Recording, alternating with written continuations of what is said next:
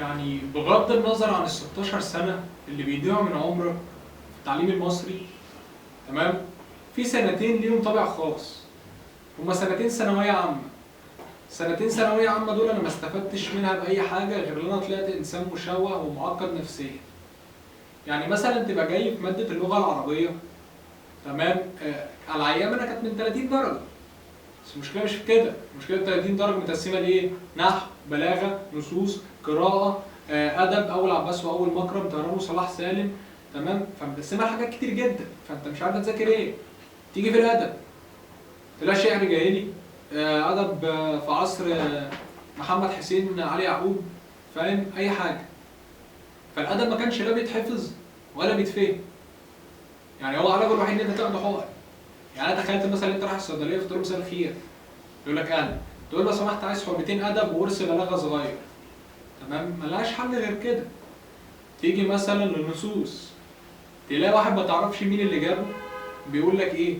بيقول لك أنا وإن كنت الأخير في زمانه لآت بما لم يستطع الأوائل، أو بما لم يستطعه الأوائل. يعني بيت الشعر نفسه معقد نفسيا، يعني هو اللي كاتب الشعر معرفش يأتي بيه، أنا اللي هأتي بيه. يعني ده احنا غلبانين، تمام؟ تخلص من قصة العربي تخش في التاريخ. لو انت أدبي مثلا هتلاقي دماغك اتبرمجت من كتر الحفظ، هتحس ان انت انسان متخلف. يعني مثلا هتلاقي نفسك واحد بيسلم عليك كده في الشارع فيقول لك انت اسمك ايه؟ تقول له محمد علي كلاي بكل تلقائيه، فاهم؟ خلاص اصابك التخلف. تيجي مثلا للناس العلمي، الناس العلمي دي ربنا معاها، عندها فيزيكس، عندها كيمستري، عندها مثلا ماثو، فتلاقي مثلا وهو ماشي بيحسب حاجات في دماغه. الفيزيكس فيها كهرباء فتحس انه بقى بيخاف من الكهرباء، جاله عقده نفسيه، ما يولعش النور لوحده لازم بابا اللي يولع معاه النور، حاجات كده يعني. يعني مثلا تيجي تنام تبتدي تحلم بمدرس الماس بيجري وراك بمسطره طويله، ما انت خلاص بقيت انسان مشوه. فانا مثلا كنت ايه؟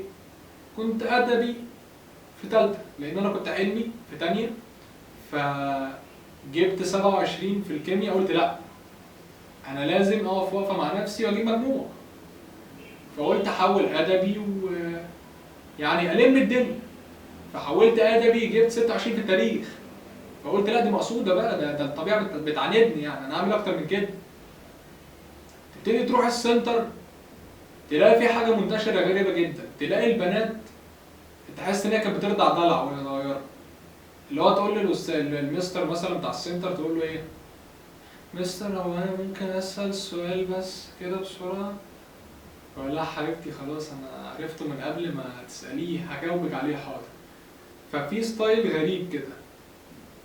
تيجي مثلا لفلوس الدروس، صدقني انت لو وفرت كل مليم حطيته في الدروس ممكن تعمل بيه حاجات كتير جدا.